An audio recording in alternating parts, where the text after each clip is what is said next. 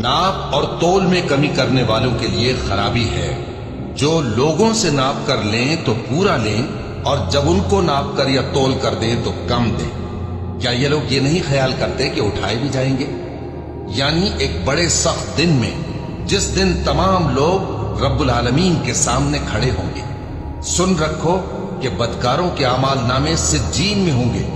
और तुम क्या जानते हो कि सिज्जीन क्या चीज है? एक दफ्तर है लिखा हुआ।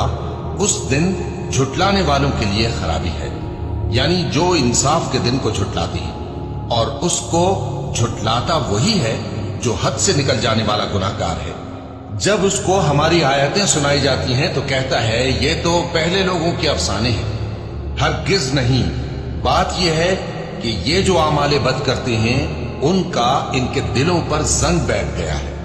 बेशक ये लोग उस रोज अपने परवरदिगार